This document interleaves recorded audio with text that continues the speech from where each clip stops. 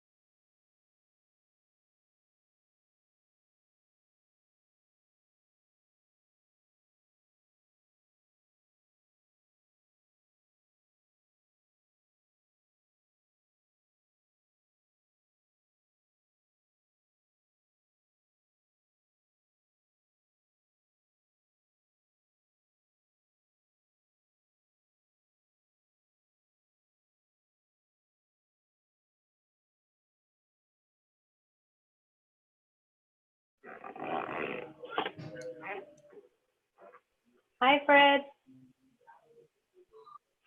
Hi. Oh, can you hear me? Can you hear me?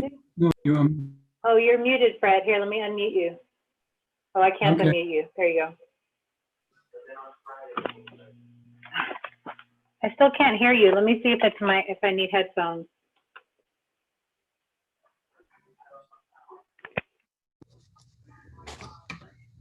There, I should be able to hear you now. Okay. Can you hear me? No, I can't. Shoot, hold on. Let me see what's going on. I'm so glad I came early so I could get this taken care of here. There. Yeah. Yay, now I can hear you. Good. Good.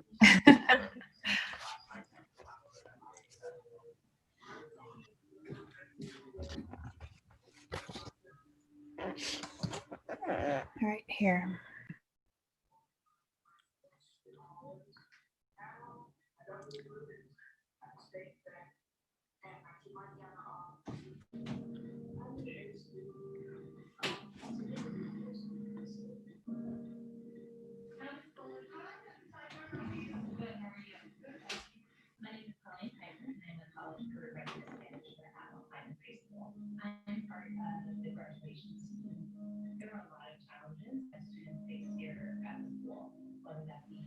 Okay, let me get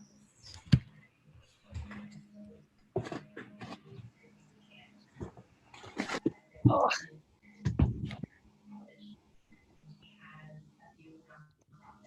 So I put together a little presentation of the questions because some of them are like, multiple questions in one. And I just felt like with whatever nerves you have, remember like all parts of the question. Sure.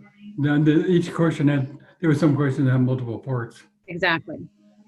So that way they can read it as they hear it and it'll give them, an opportunity. So that way we can actually hopefully get the full questions Sure. answered.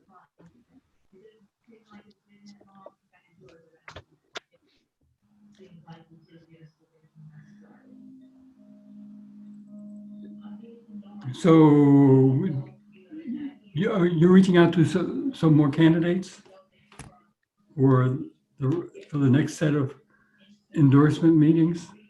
Well, Or so is that doing that? yeah, so we have in the meeting on Wednesday, we were just going to talk about sort of confirming that what we suggested to you.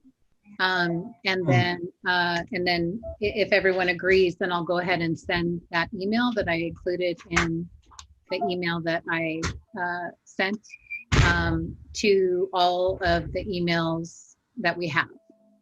And so the reason Jenny was asking for help with trying to, confirm who are Democrats and get more email for the ones we don't have is so that email that I provided, I can send it out to absolutely all of them. We'll send it to as many as we can, but if we don't have an email and they didn't put the email in the candidate statement or the ballot registration, then we won't be able to include them. So we're really hoping we can find those.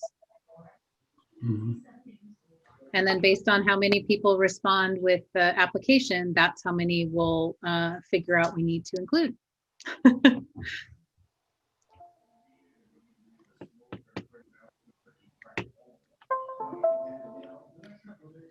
Yeah, so you're a ceiling fan, don't you? Yes. I see the reflections of your ceiling fan. Oh, yeah, it's still a little too warm to we don't have air conditioning. Yeah, we just have the fans and, open everything up at night, close it all up in the morning, Yeah, Step let it cool off outside. at night and let it heat up during the day, right? Yeah, exactly. Just because we do the same thing. Yeah, like whenever it's cooler outside, we'll open it up. But I think it is, and it may be there now, but now because of this, I'm going to keep it quiet just because of the noise, the street noise. Mm-hmm. Yeah, and I'm sorry to have it backlit. That's kind of bad, but they have this one little desk lamp I tried to keep to have some light on me. But then it makes me squint, and that's not attractive either. So what are you going to do? And it's hot too. I can't touch it. I'm trying to.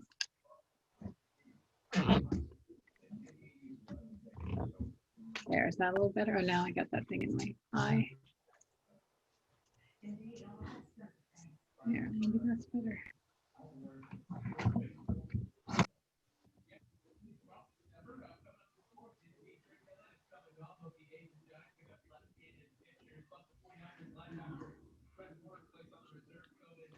It's getting darker earlier.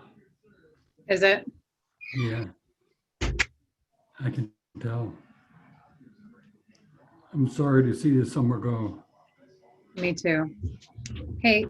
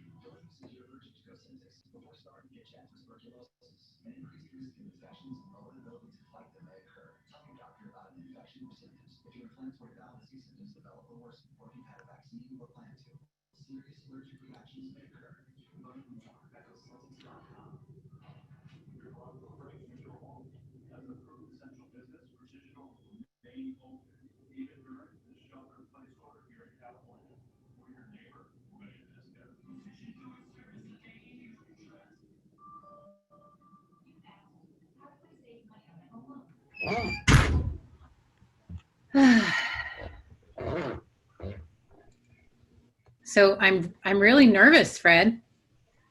Why? To moderate this. I don't know why. I am though. I've never moderated a forum before, let alone on, well, that's not true. I've moderated forums, but never online like this, I haven't moderated an online forum either. No. Well, I suspect there's not a lot of people with a huge amount of experience in it, so I guess it's okay, right? Right. Hey, Jenny. Hi. So of course I have my, printout here, right? As always. Mhm. Nice. Jeff made me some slides, so we should have rolled in our slide deck together, but it'll be good. Well, this way I can be in control of it, which is good. So here, my son needs me for, I'll be right back.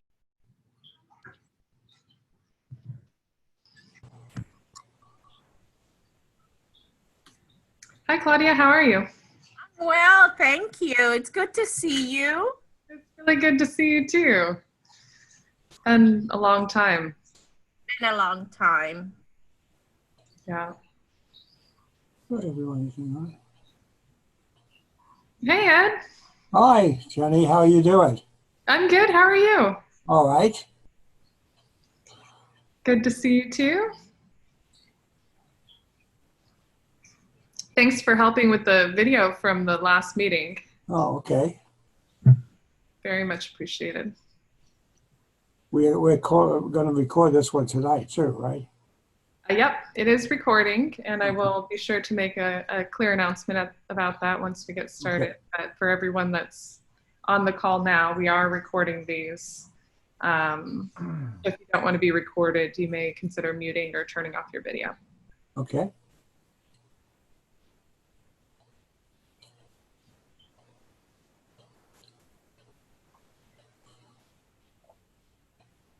What part of the county is Area 4?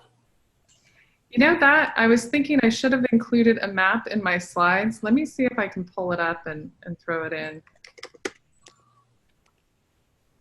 We selected it because we have more members in Area 4 than the other competitive race. Okay.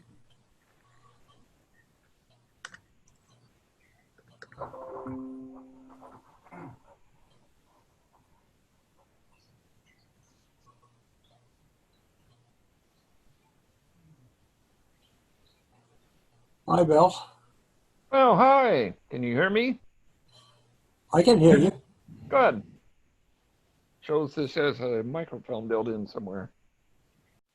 So welcome everyone to our second virtual meeting of the Silicon Valley Democratic Club. I am Jenny Hutchinson, your club president. For me, I didn't do.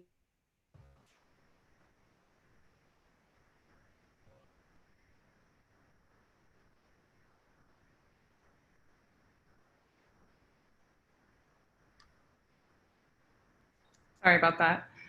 So I want to start off by reminding everyone that we are recording these meetings.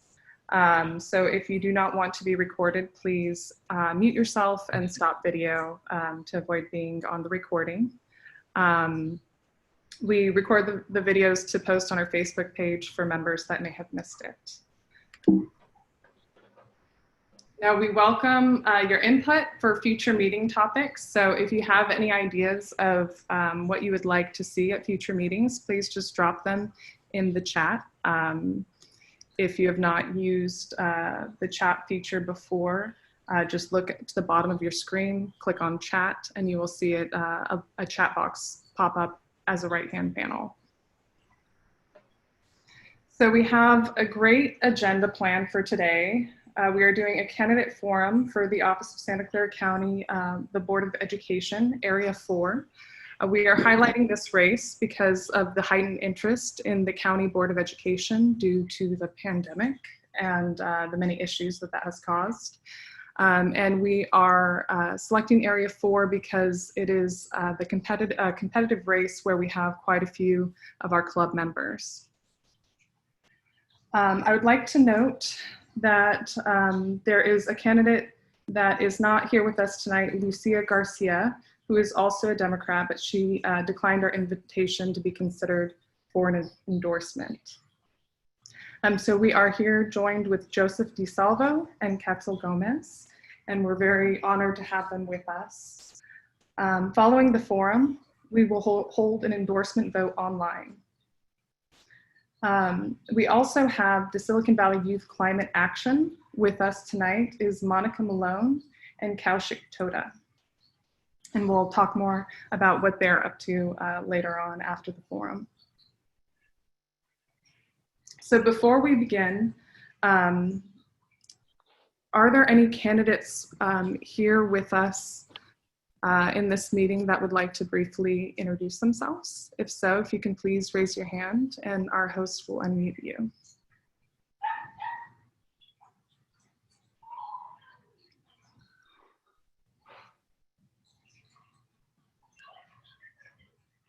Okay, so I think we can go ahead and get started with the candidate forum. First off, our moderator is Kristen Rivers. She is serving on our executive board, and she has been a public teacher for over 20 years. She currently works for the Santa Clara County Office of Education, teaching students who've been expelled from their school districts. Dr. Rivers is an out lesbian, wife, and mother of 3. She earned nearly 34,000 votes running for the Eastside Union High School Board, was honored with the Don Gem Award, and founded Together We Will San Jose. She earned her master's degree in organizational management, her doctorate in psychology, and is a proud Emerge and Victory Institute alumna. Kristen also serves as chair of the Silicon Valley Democratic Club Elections Committee. And with that, I will hand it over to Kristen to introduce our candidates. All right, thank you. So I have a little, let me get this. So welcome to our first online candidate forum in this lovely time. So for our candidates, we have 2 who agreed or were available to participate. So I'd like to invite each of you to introduce yourself for 2 minutes each. And we have Vinod. He has a green background behind him right now. So if you guys can scroll through the people to get to Vinod so you see the green background, and then it'll go yellow, and then it'll go red when you need to stop. Okay?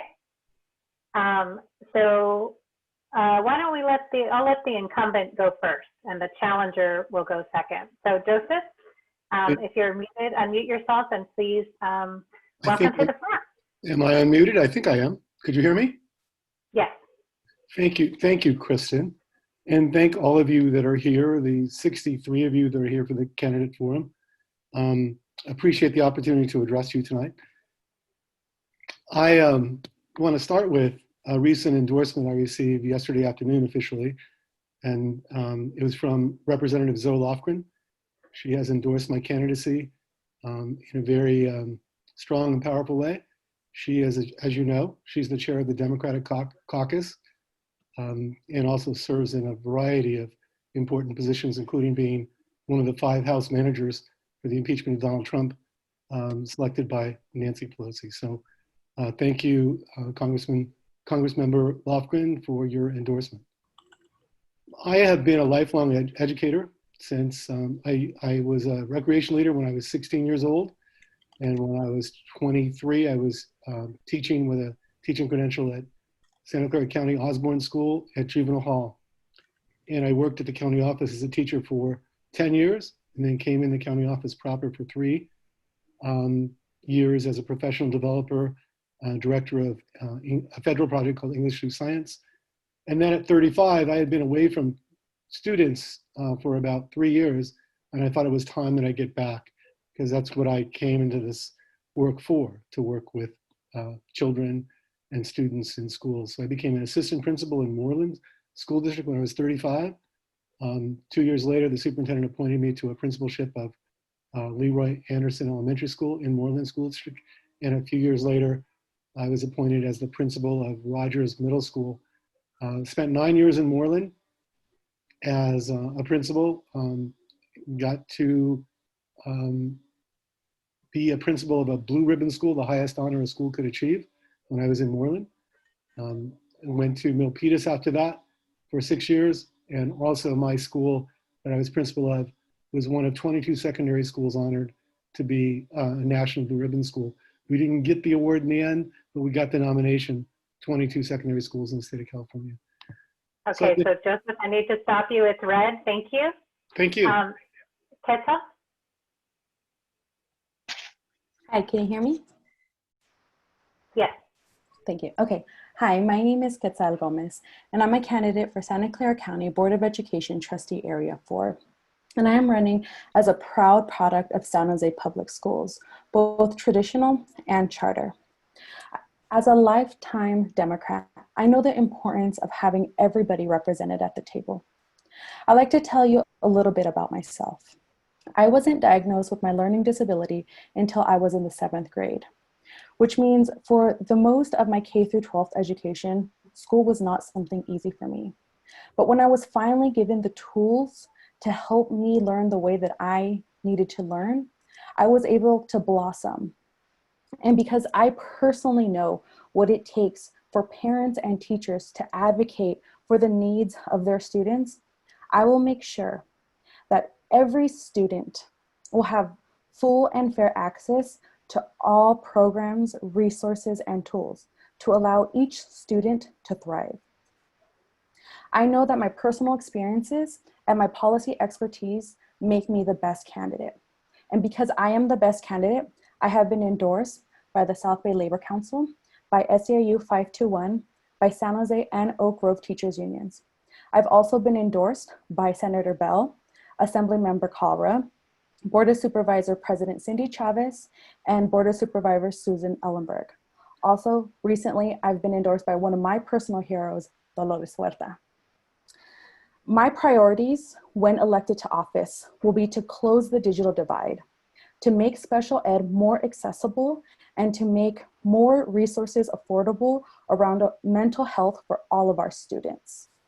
I want to thank you for starting this conversation tonight, and I look forward to continuing this conversation once I am elected. Thank you. Okay, great. Thank you so much. Okay, so let me go ahead and pull up the questions. So because several of them are, so basically we have 3 categories, and each of you will have 1 minute to respond to each question. Because several of the questions have multiple parts, and maybe because I'm a school teacher and can't help myself, I did create a presentation where I have the questions written out as well. So first you'll listen to them, and then you can read them as you answer to make sure you get the chance to answer each question fully. So the first category is pandemic. And here's the first question.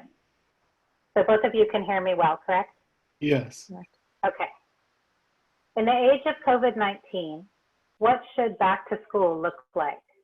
What should the SCOE be doing to ensure equity while engaged in distance learning? And since Joseph, you went first with the introduction, let's start with Ketsal. Alrighty. So under COVID, I believe that the strongest thing that SCOE needs to focus on is the health of our teachers, our students, and staff. So I believe that the decision that local school districts and Board of Ed have decided to go back to continue with distance learning was the right choice. As long as we currently have the health order that is in place of social distancing, our priority should be the safety of our students, our teachers, and staff. Then I'm looking for the second part of the question because my screen went away. Yeah. But I believe. Here, hold on. Please leave it up, whoever's taking it down. Thank you, Ketsal, sorry. No problem. And what should SCOE be doing to ensure equity while engaging distance learning? So I do believe that currently our superintendent has done a great job of making sure our families have basic resources like meals, but also access to hotspots and things like that. But I do personally know that for special ed students, distance learning is not something that is working for them. And it's not working for a lot of kids. But because it is about the safety right now, because we're living a global pandemic, we need to be more creative. We need to figure out how we're going to address the needs of special ed students, of students who don't work with social distancing and distance learning. Thank you. Okay, great, thank you. Joseph, same question, please. Thank you, Kristen. Let me say that I totally agree with Ketsal that safety and health of our faculty, our students, are of vital importance. I think the county should be doing more. We should have done more earlier on. I wrote about this when I wrote for San Jose Inside, the digital divide that exists. It still exists. And if a family has 3 or 4 people Zooming, maybe perhaps a parent, perhaps 2 or 3 students, they do not have the requisite laptops or iPads that they need to be able to succeed in distance learning. I think we should be doing special board meetings about what the best practices are when we do resume in-person teaching. I think we should be working like we are with the Board of Supervisors, Sam Liccardo and the City Council to get the money that we need, and corporate America, corporate Silicon Valley, to get the money we need to make sure that there's no longer a digital divide in the capital of Silicon Valley. Okay, great, thank you. I'm not seeing Vinod. Is he still on here? Yes, I'm here. Okay, I'm sorry, I could find you before and now I can't, so I'll just go ahead and do my own thing over here just to make sure, or if you can please say something. Sure, Because I can't see you right now. Thank you. Hi, Kristen. Can you see me now? No, but it's okay. If you can just say, your time is up if they continue to talk. I can do that. You can hear me though, right? Yes. Okay, thank you. Yeah, no, I think when the slides are up, I can't see you. Now I can see you. So if you don't mind just saying, please stop, then we're good. Okay, I'll do that. Okay. All right, thank you. So, and please, thank you for your patience while we work through the logistics. This is our first time doing the forum online. Okay, so number 2, also in the category of pandemic, what are the major budget issues caused by the pandemic? How do you plan to address them while maintaining, if not improving, the level of student learning? And so we'll start with Joseph. The cost, schools are unusual places. Having been a principal for nearly 20 years, schools are places that are, that get a lot of students to, they need to be cleaned all the time. And schools are not necessarily the cleanest places, generally speaking, because of the number of users that come into a school site, the students, the faculty, etc. So I think the cleaning of schools during the pandemic, if there is in-person learning, is a huge cost. We need to hire more people to do so. We can't just do it on what usually is the model in an elementary school, 1 daytime custodian. We need many more, and we need to try to find a way to enlist many more and within a budget. And that's not going to be easy. That's going to be difficult. We can't rely on teachers who should be focusing on. Time is up. Okay, thank you. Ketsal? Yes, so to address some of the things while budget issues caused by the pandemic, to add on to what Mr. Di Salvo is saying about maintenance, it is beyond just having more janitors or having more people doing the cleaning, but it's also the resources that we will need if we do allow in-person learning, right? We need to be able to make sure that every student, staff, again, it's about the safety, and that would be an additional cost. But currently, we can be talking about trying to close that digital divide that Mr. Di Salvo keeps on referring to. We need to make sure that our students have access to technology and internet that is not just accessible, but is high quality. Because we know that if you are in North County and you're in South County, your quality to internet is very different. So these are some costs that have accumulated, but it has made us be more creative and make sure that we get to be more equitable in more ways than if it was pre-COVID. Time. Okay, great. Thank you. The next one is school student testing and teacher evaluation. This is a big topic. So the first one, what place, if any, do charter schools have in our county? What would you rate the oversight we have over charter schools? And in campaigning, have you taken or would you expect contribution from charter education funds. So I believe we start with Ketsal this time. Yes. So I would say that there is a role for charters in our county. I believe that they do bring something unique that some students really work well in. I personally had a great experience at my charter school, but I also know that my siblings and close friends who went through the same system didn't necessarily have the same experience as me. I would rate our oversight as the Board of Education as not strong enough. I do believe, as I experienced firsthand what charter schools do, that there is some things that we need to hold them a little bit more accountable. And then I'm not trying to say that, you know, we have extra oversight to an extreme point, but just at the same level as any public school who receives public funds. And as a candidate, I have not accepted any contributions from any charter education funds. Okay, great. And you don't plan to? No. Okay. Joseph, same question, please. I plan to accept money from anybody who is going to contribute to my campaign that I believe is a righteous individual or organization. I have, there's about $22,000 that I've raised thus far from friends and family and associates, not charter school related, but the charter school money is beginning to trickle into my account, I believe. I have voted for charter schools. I voted against charter schools. I think the county Board of Education has a really robust process. We produce a data book, probably the best in the state, if not the country, about all our charters, and we've improved it over the years. It was one of the things that a couple of us on the board thought was important, that we analyze the data so we know what we are talking about when it comes to charters versus traditional public and traditional public versus charters. I believe strongly in collaboration between the two systems to improve student outcomes. Time. Thank you. Okay, thank you. Okay, so the next question and the last one in this category. What are your thoughts on student testing and teacher evaluation? Are we teaching to the test now? And what should we do differently? So Joseph, you're first this time. I've never been a proponent of testing. I think paper pencil test, fill in the bubble test have always been wrong.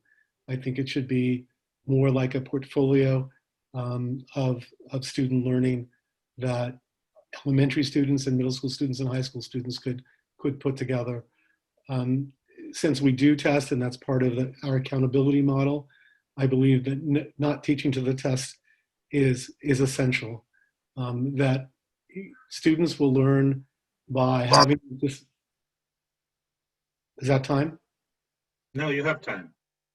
Students will learn that it is the right answers on the test by having the right discussions, by doing projects. They could perform well on state tests. I never think one should teach to the tests. Was there a question about teacher evaluations in that as well? Yes. Yes. What are your thoughts on student testing and teacher evaluation? Yeah. And so if I may take 20 seconds, I think teacher evaluation is important, but I think it should be a lot of self-reflection on the part of the teacher in consultation with their evaluator. I think coming into a classroom 3 times a year and evaluating teachers based on the lesson observed is not a good process, ultimately, to improve teaching and learning. Okay, thank you. Okay, Ketsal, same question, please. So I would agree with Mr. Di Salvo about, unfortunately, we are teaching to a test, and that is not ideal. I believe that we should be teaching our kids to be critical thinkers, to be able to be skilled and be able to participate in our 21st century society. And I believe that, you know, we should not have any correlation of student testing and teacher evaluation. Teachers, just like any public employee, should not be, you know, their livelihood should not be judged based on the outcomes of a test that we know does not work for all students.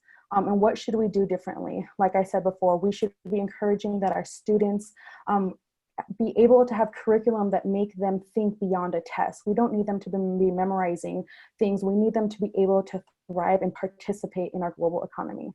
And I would like to just, if I can have 20 seconds to respond to someone in the chat who's asking about Spanish translation, I would like to let her know that we can have this conversation in Spanish if I'm allowed. Okay, creo que tengo tiempo.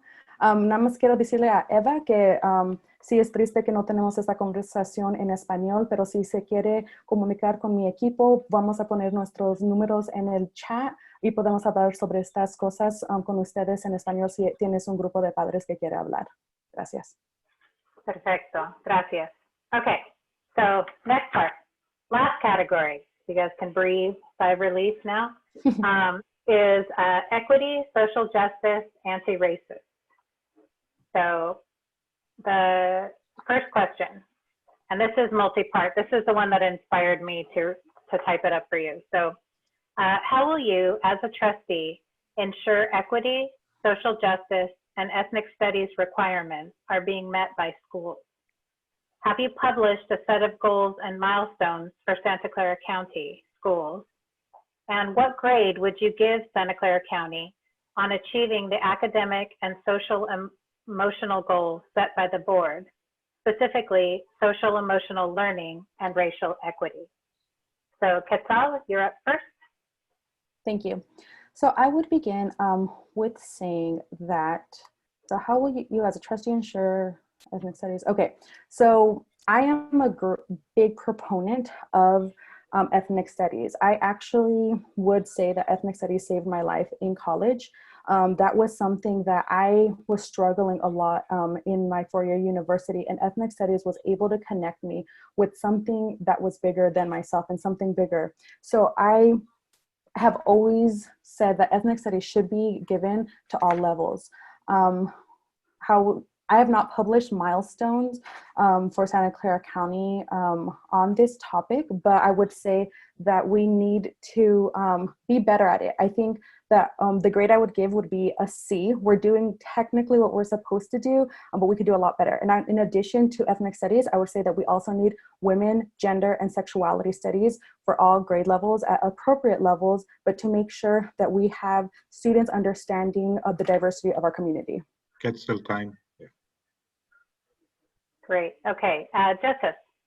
Thank you, Kristen. I agree with what Ketsal said. I also think that it's not necessarily about ethnic studies. It is about teaching the truth to our students, and we don't do that very well. Students come to the university at San Jose State, where I teach, in a justice studies, race, gender, inequality class, and tell me that in their middle and high school years, they didn't know the things that we're talking about by reading Brian Stevenson or Ta-Nehisi Coates, etc. They learn those things for the first time about our country and about that slaves built America and indentured servitude. And they learn about the fact that our history and what we did to indigenous people. They learn that for the first time, really, in college. That needs to be in elementary school, in middle school, and high school, and we need to change the curricular goals to make sure that we're teaching truth to our students, and we're not at this moment. Thank you. I have more to say. Okay, so for the last question, sexual harassment and discrimination are very important issues. Mr. Di Salvo was censured for violating these norms. So we'd like to give you, Joseph, the opportunity to express what you learned from this experience. And for both of you, how will you ensure these norms are followed moving forward? So Joseph, you're first. As you know, I am suing the 4 board members that voted to censure me because there's no evidentiary material that says I behaved in that way.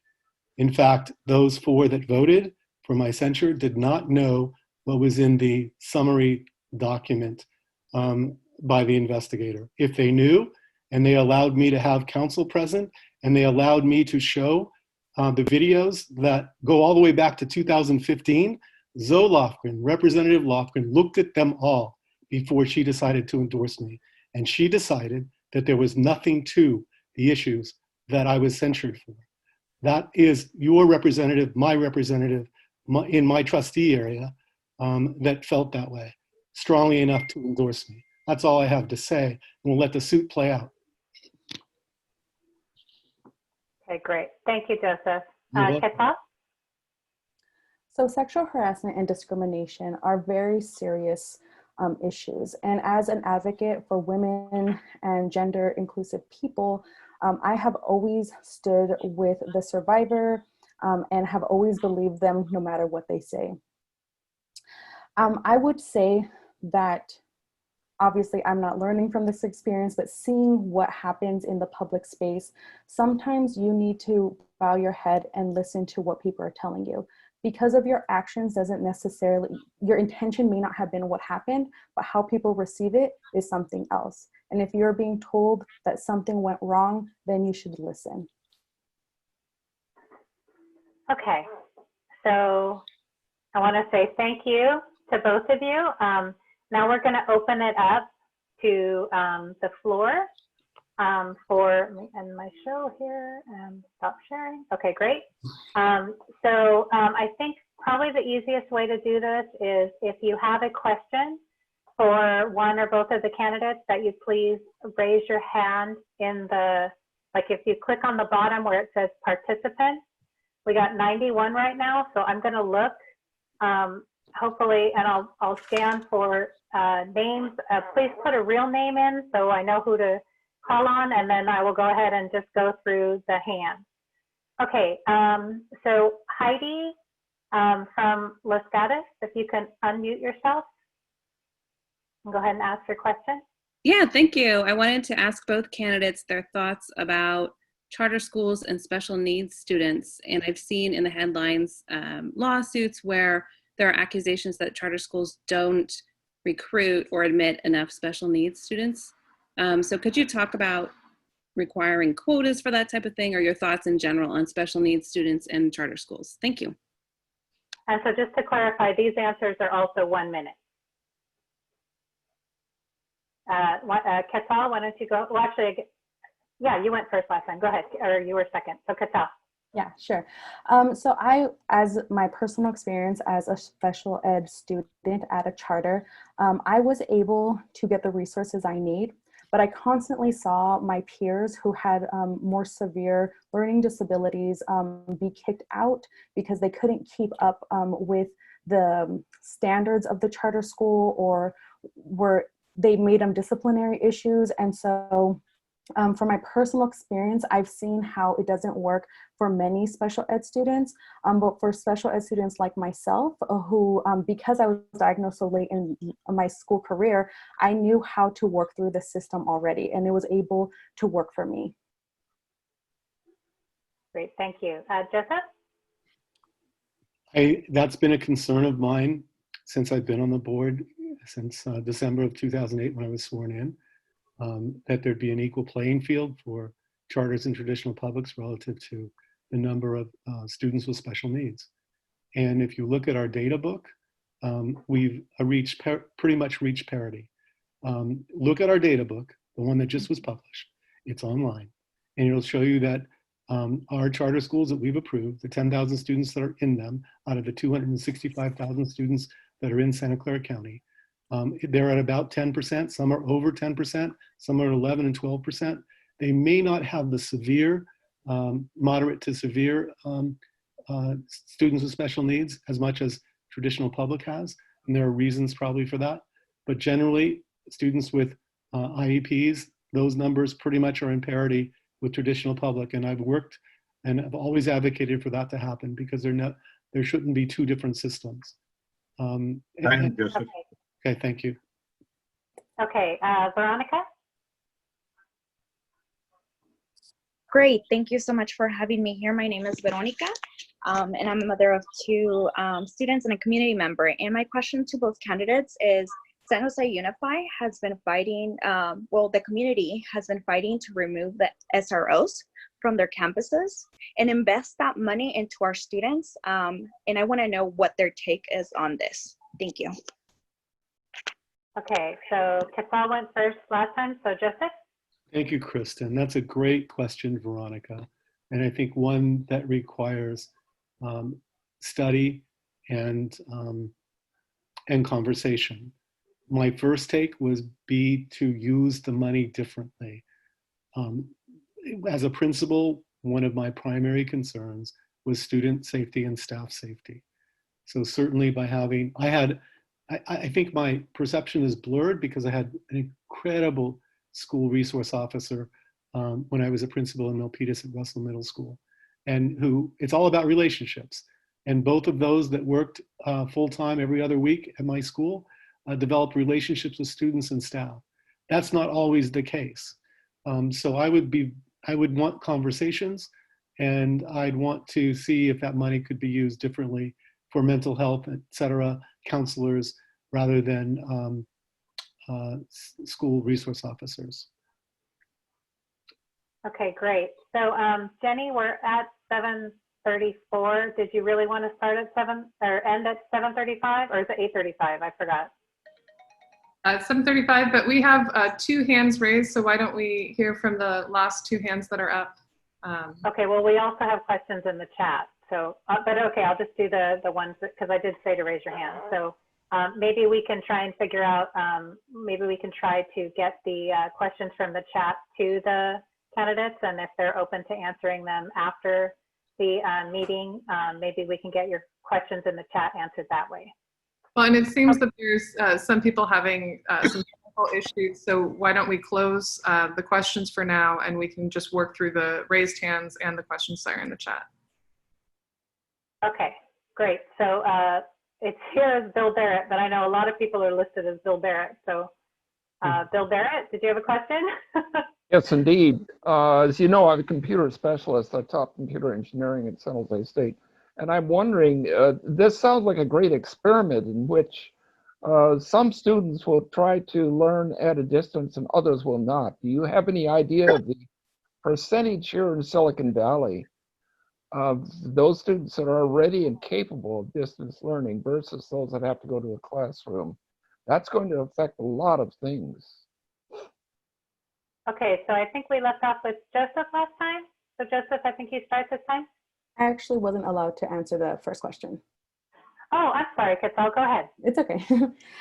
So just to answer Veronica's question on the SORs, I do believe that we need more community conversation. But as someone who's been an advocate for system-involved kids, I know that having officers on campus do not necessarily increase the safety of students, but it does increase the likelihood of girls and gender nonconforming and LGBT youth to be system involved. And so that is something that I think we need to add to the conversation beyond just, you know, what do the administrators feel on having officers on campus. Thank you.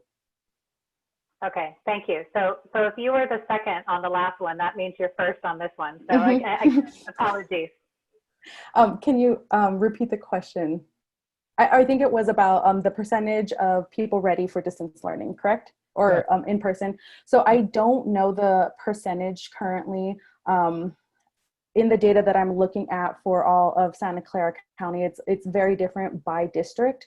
But I do think it is important to look at what can we do for those kids who need more support for in person, if we can make it a safe thing. I know a lot of people with IEPs, people with special ed need more of that. They just can't be on screen that long. And so if we can figure out a way to make it safe for the teacher and students to have that support so we can have more equitable education for all our students, I would advocate for that. Thank you. Exactly. Thank you. Okay, thank you. Justin? Thank you. It's a great question. Something the county office should be involved with is determining the attendance rate during distance learning, because there's anecdotal information. There is about a 20% drop off in attendance of middle and high school students and some elementary school students. So we've got some real issues with distance learning that we have to address as a community. We have to make certain that the achievement gap, the racial achievement gap, does not grow from where it is now, over 40 points, when you look at the Latinx student compared to their white and Asian peers. Over 40% in math and English language arts. That's traditional public and that's charter as well. So it's both. But distance learning exacerbates that. And we, the county office, should be looking at and assessing how 31 districts are doing relative to that, and providing the community with the data and seeing how we could increase the kind of time that students have for learning, whether it's distance or not, if they're not attending. Time. Thank you. Okay, great. So last question is going to be by Michelle Dauber. So can you unmute yourself, Michelle, and ask your question? Yep. Can you hear me? Mm-hmm. Yes. Thank you. Thank you both for being here. My question has to do with Title IX. As you probably know, the Trump administration has issued new guidelines, new regulations that have the force of law for Title IX that have to be implemented by every school district and every school in the country. These new regulations significantly roll back and in some cases gut the protections for victims of sexual harassment around the country. And this applies K-12 as well as to post-secondary schools like where I teach at Stanford. And I think my question is that, and I understand that Mr. Di Salvo, you strongly disagree with the investigators' conclusion that there was some evidence that you engaged in sex discrimination in terms of the way that you treated some staff and colleagues, but that was the investigators' conclusion. So how will survivors of sexual harassment and sexual assault trust you to ensure that their rights are protected in light of the DeVos regulations when you have been censured for conduct that was found to be very problematic in the area of gender? Did I speak to that? Am I first? You are. So Michelle, thank you for the question. Have you observed any of the visual evidence that goes back to 2015? My question is that there was an independent investigation, and I understand you disagree with the conclusion. No, let me talk. You asked me a question. I assume you haven't observed. I understand that you disagree with the results of the investigation, but the investigator concluded that you were that your disrespectful behavior was motivated in part by gender. So my question to you is, how will you protect the rights of sexual harassment victims, and how will they trust you? I think, as my counsel said, Michelle, to me this afternoon, if everybody took the time, as Representative Lofgren did, to look at the video evidence, which is all available. I wasn't able to show those voting the visual evidence. The board chair did not allow me to do so. There was no justice done. There was no due process done. So I'm sure that you believe, as a professor at Stanford, in due process. There was zero. There was zero. So once we have this conversation after you view those, I do believe Title IX, though, related to the question, should be strengthened. We should never go backward. It needs to be strengthened. And hopefully when Biden and Harris come into office, we will continue to strengthen Title IX so there won't be these gender bias issues that perpetuate themselves in places like schools. And I always, thank you. Okay, thank you, Joseph. All right, so last question, last answer. Ketsal. So I would say that Title IX is something that is so scary to see it being rolled back on. As someone who's worked at the Office of Women's Policy since 2014, this was something that we had been working on to make sure that all school districts were implementing at its full capacity. Now seeing that it's being rolled back, it really makes me nervous to see what we can do. But something I would suggest at the local level is to make sure that we pass policies that put those things back in place, so that at least we have leadership within the local level to make sure that all our students are safe under what was before Title IX, and even expanding it further. And I would also just add that as an advocate for individuals who have been discriminated against, who have been assaulted, I always stand with the survivor. And I believe very strongly that our institutions need to stand with them as well, because that only allows people to come forward when we do.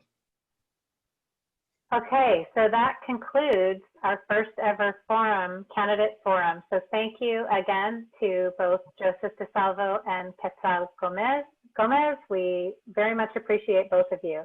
I'm going to turn it back over to Jenny now. Thank you. Thank you, Joseph. Thank you both, and thank you, Kristen, for moderating. Thank you, Kristen. We're going to jump right into voting. Let me share my screen real quick. Do you want us to be on for this? Yes, you're welcome to stay on here. Because we are going to be launching a Zoom poll with the following 2 questions. The results will not be, the individual results will not be visible, which is why you're welcome to stay. The first question will be, shall the Silicon Valley Democratic Club endorse one of the following candidates for Santa Clara County Office of Education School Board? With our 2 candidates here as possible choices.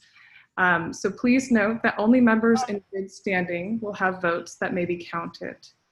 In order for us to do this by Zoom, our process is to cast the vote, and then after the meeting, we will take the time to review each individual, ensure that they do have a membership with the Silicon Valley Democratic Club. So we will not be reporting the results of this immediately. It will take us some time to review to make sure that we only have members voting. The second question is, if neither candidate receives a 2/3 majority, which is what's required by our bylaws for endorsement, the members of the Silicon Valley Democratic Club, shall the club make a dual endorsement? And so in the case that neither candidate gets the required 2/3 majority, should we do a dual endorsement or no endorsement?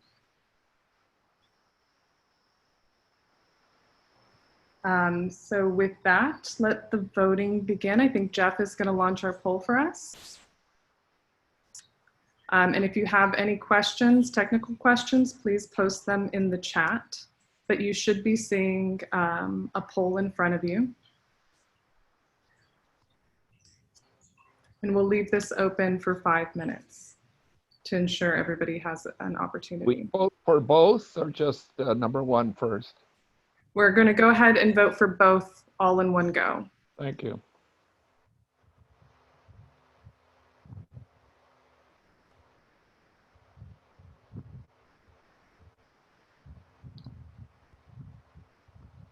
Can you explain the instructions for voting again, please? So you should see a poll that has popped up, a pop-up window on your screen with 2 questions. So please answer those 2 questions. And if for any reason, you know, one workaround, if you're having some technical difficulties, is you can post in the chat. And please go ahead and unmute yourself if you're having any trouble with this. This is for members only, correct? Yes, this is for members only. I'm sure Jenny already said this, but please don't vote if you're not a member of the club, because club members are going to have to go through and try to identify who the members are, and it just makes work for them for no reason. And we all are volunteers too, right?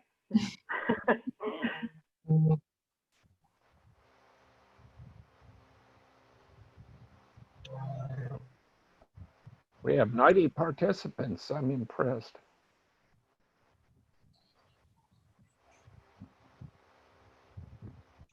Jenny, I received the poll, but it won't let me go to the next page, and so it says page 1 of 2, and so I don't know how to vote on that.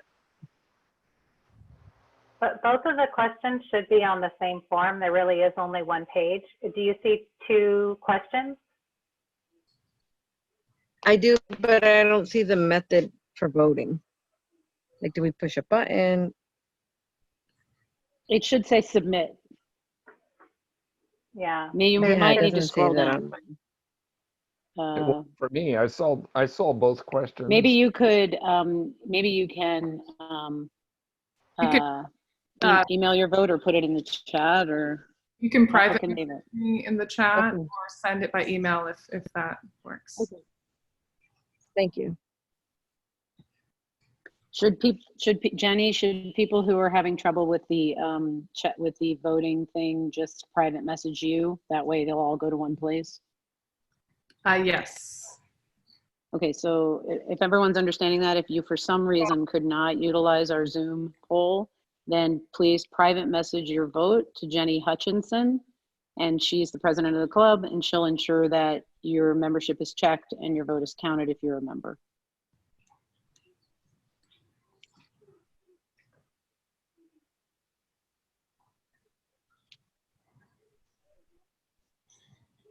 And we're presuming that everybody knows how to do that in Zoom. Does anyone need a primer on how to chat privately? Okay, good.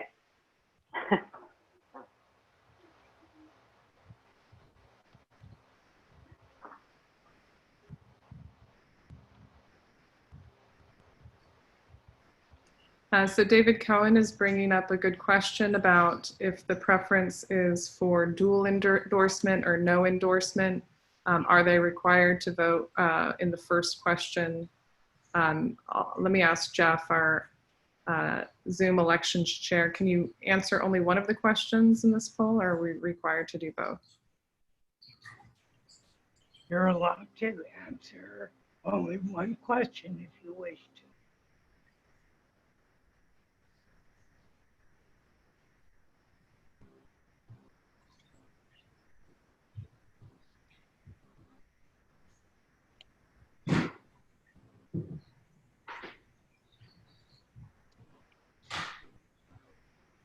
Okay, 10 more seconds. All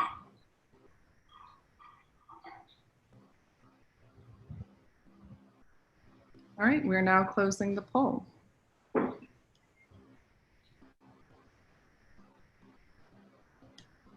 And so we will announce the results as soon as we've had an opportunity to review and confirm membership of everyone who voted. So thank you all for coming and for voting. And we still have another important item on our agenda. We have 2 more guest speakers, youth speakers from the Silicon Valley Youth Climate Action. They've only been together a short time, but they have a number of accomplishments I hope they're very proud of. The younger generation has a key role to play in addressing our climate crisis. Youth across the country and the world are taking action to tackle climate change, often because their leaders have failed them.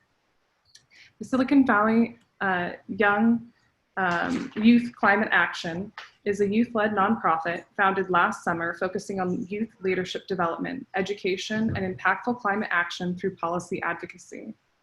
Currently, they have a youth climate action team in Cupertino, Sunnyvale, San Jose, Morgan Hill, Los Altos, Saratoga, Los Gatos, and Santa Clara.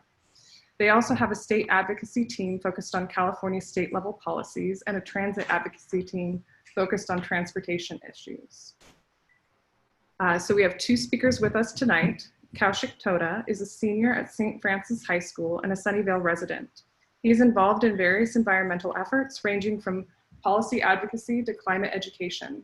As the co-lead of Sunnyvale Youth Climate Action and the Youth Public Policy Institute, Kaushik contributes to advocacy efforts for landmark sustainability policies at the city, county, and state level. He is also the founder and director of operations of the Climate Youth Ambassador Program, a nationwide youth-led organization aiming to raise awareness about the significance of climate change and equip individuals with resources and knowledge that they can use to lead more environmentally friendly lifestyles. Kaushik also is a published researcher who has worked on various sustainable technology projects, including alternative energy systems, water filtration techniques, and artificial intelligence-powered waste classification algorithms. Wow, that is an impressive resume for still in high school.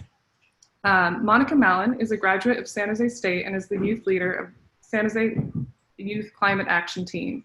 She is also a member of the Cambrian Community Council and Silicon Valley Transit Users.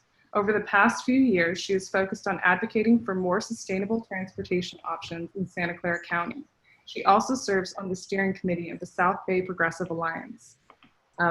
Very impressive, and we're very glad to have you both with us. So I will go ahead and turn it over to you.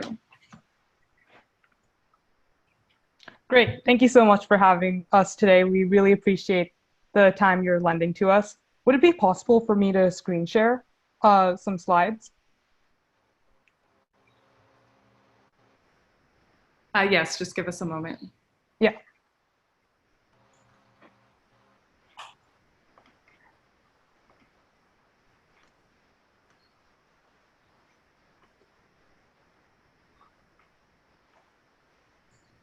I'm not having to moderate anymore, so if you want to make me a co-host again, I can help with that piece while you're running the meeting, Jenny, if it's helpful.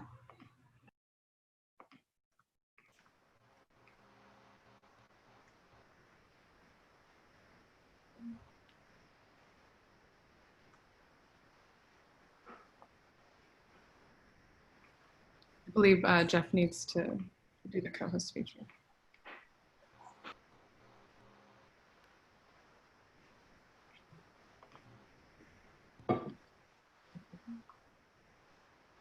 Kaushik, you can share your video, your screens. All right. Yeah, it works. Thank you so much. Great. So again, thank you all for the warm welcome. Monica and I are really excited to be here today. I want to begin with a brief overview of Silicon Valley Youth Climate Action, sort of the things we stand for, how we were created, and the impact we've had on our community thus far. So Silicon Valley Youth Climate Action began at the Silicon Valley Youth Climate Summit, which occurred at De Anza College in July of 2019, which was a little over a year ago. But at that event, we actually had an attendance of over 220 local students and environmental activists. And this was really an incredible springboard for us to begin our advocacy efforts, ranging from a local to state level. So this is really the root of our organization, where we found so many of our talented activists and youth coalition members. So on this slide, you can see some of our main focus areas. First and foremost, we strive to empower, train, and engage youth to become leaders of impactful climate change and policy advocacy at every level. And our second focus area is to actually conduct the advocacy for sustainable policies and legislation. Some of our efforts have included shifting funds from highway projects to public transit, thereby improving transit and accountability for those projects. We've also worked on phasing out fossil fuels through electrification reach codes, building electrification codes, and natural gas bans. We've also advocated for strong local climate action plans in cities such as Sunnyvale and Cupertino, and we've also worked on many different youth engagement opportunities. We most recently conducted a climate speaker series, which brought together 8 experts in the climate sphere, ranging from policymakers to sustainability managers at Fortune 500 companies to other elected officials and sustainability managers in local government. And so all of these experts were able to share their insights and help provide aspiring youth leaders with information and background that they can use to lead more effective advocacy. Our current climate action teams include a variety of different city action teams, which each focus on specific policies that are pertinent to their own community. So we have the following cities: Cupertino, Sunnyvale, Santa Clara, San Jose, Los Altos, Morgan Hill, and Saratoga plus Los Gatos, each with their own city action team and many more on the way. We also have 2 cross-cutting teams per se, the state level advocacy team and the transit advocacy team that focus on state level policies and transportation related advocacy. So our partners include the organizations you see on the screen. We are very grateful to have the support of these organizations throughout all of our endeavors. And we strive to take their vision and combine it with ours to lead our state and our country to a more sustainable future. As many of you are likely familiar with, California is the 5th largest economy. And so whatever California does, the rest of the world is sure to follow. And so if we can set a great role model in California through sustainable policies and extremely robust environmental policies, we're going to be able to set that precedent for other communities at state to nationwide and eventually even global level, and reduce our carbon emissions and resource consumption and pave the path to a sustainable future. So with all that being said, I'll turn it over to Monica now. Hi, so Thank you my once name again. is Monica Mallon, and I'm part of the Silicon Valley Youth Climate Action Transit team.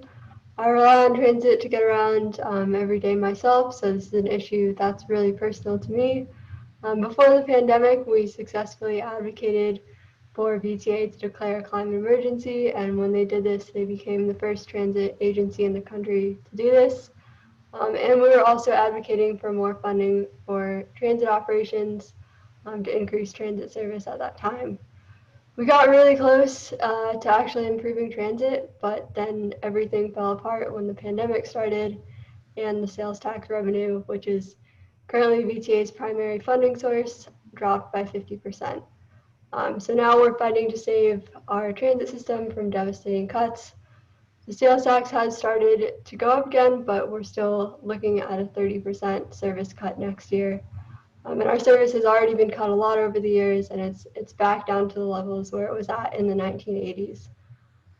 So we've been working with board members and the community on different solutions. Right now, it seems like bonding against Measure B is going to be the most viable option, but there's still a lot of negotiating and analysis that needs to happen before we can get a proposal ready that can hopefully get enough votes.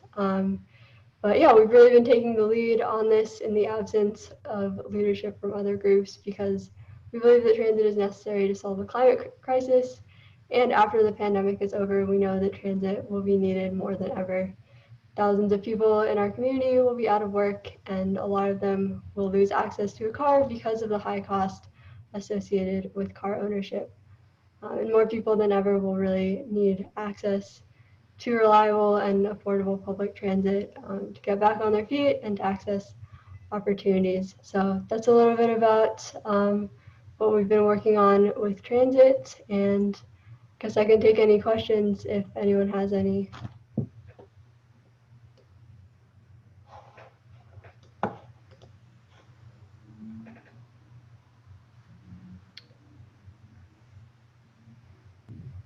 I don't see, Heidi. Monica, how can this group and we as individuals support the work that you're doing? If people can send me an email, I can get everyone looped into what's going on. One of the most important things to do is just to talk to elected officials, talk to people, let people know that transit is in crisis, because a lot of people have no idea, because it hasn't been in the press as much as it probably should be.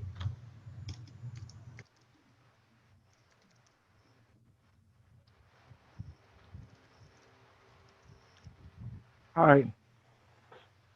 Can you all hear me? Yeah. Okay. I used the bus a lot when I commuted to San Jose State, and I loved it. But how is that working with the pandemic now? A big bus like that one in your background looks like it's only maybe 3 or 4 passengers, and then it violates the distance rules. Is that part of the problem, do you think? Or So they are limiting capacity because of social distancing requirements, but it hasn't been as much of an issue right now just because such a large percentage of UTA riders are students and the schools aren't in session.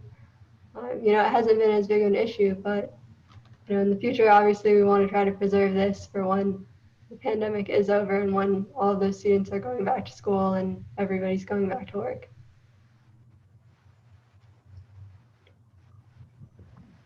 Nikki, I see you have your hand raised. You want to unmute yourself? Yeah, I just wanted to ask why they feel that the VTA is starting to lose a lot of people riding it, because when I was younger, I remember it used to be really packed. Like sometimes you couldn't get on the bus. So I was wondering what their plans are to maybe educate people, maybe discounted monthly bus passes, or what the action plan is to keep this going, because climate change is a huge problem. And I thank these activists for what they're doing, but also I relied on the VTA my entire childhood and when I went to college. So I really want to save it. And I'm just wondering what we can do to further support. I know you said talk to elected officials, but are there any other marketing or any other plans in place that you guys can think of? So what's really kind of happened and why the ridership has been declining before the pandemic is because they have cut service. Our service has been cut by about 30% in the past 20 years or so. And a lot of that has to do with the fact that they bonded against Measure A during the last big financial crisis, but then they didn't get any new funding for operations. So they're paying off that debt service, but they didn't have any new revenue coming in. So that's something that we're really going to be working on in the future. But right now we're working with board members and members of the community to try to come up with a plan. The most viable option, as I said, right now is looking like bonding against Measure B. But all the specifics need to be worked out. We're still waiting for some updated projections to see what they're going to be losing and how much money we're going to need to keep transit going. But if anyone can email me, we do have an email list and we can give you updates when we start to have some of these proposals figured out. And we'll take a final question from Rob. Okay, thank you. Monica, it's maybe more a question for everybody if they want to answer in the chat, but I'll give it to you. As you know, I'm a VTA board member representing the West Valley cities. And the thing that I have been trying to think through carefully is this whole idea of taking Measure B money and moving it out of highway funds more into transit funds, or even bicycle and ped projects, other things like that. I'm a strong believer in honesty, transparency, and truth in government. And I look at it as Measure B. We wrote a description of Measure B was written, and then we put it out to the voters, and they voted, yes, we want to have that. And now we're really being asked to change the description. So, I feel like it's kind of a bait and switch on the voters. I definitely get the need to, I'd like to have less on highways and more on transit and bike and ped projects. But I struggle with this whole idea of we're not really being honest with our voters if we provided a certain bill and then we go and change it. Your thoughts, and anybody else that wants to put it in the chat, please. Yeah, I completely see that, and we aren't really going to be pushing for that anymore for those reasons. We've heard that a lot from the board members. So that's why we're really looking into different alternatives now.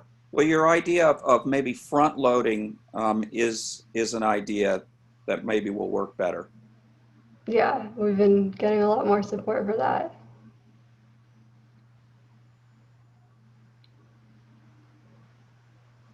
Well, thank you so much, Monica. And we really appreciate you coming out and speaking to us. I remember when your organization first formed, you really are filling a much needed niche in our community, pushing for specific local policy changes. And so I know that our board has really appreciated having you and your group put forward some important resolutions that make it easy for us to support and get behind. So thank you. Yeah, thanks for having me. And if anyone wants to get involved, please send me an email and I can add you to our list and we can give you information as it becomes available. All right, thank you. And just one final announcement before we wrap up the meeting tonight. We will be having e-board elections this November. Beginning next month, we form a nominating committee, which is our process for recruiting volunteers to join our executive board. So if you enjoyed this meeting, if you would like to host and be involved more locally, this is a great way to do it. You know, Democratic clubs are a great entrance into local politics. So please keep an eye out for our newsletter and additional information on that, and consider joining our nominating committee or executive board this year. And so with that, the meeting for tonight is adjourned. Thank you.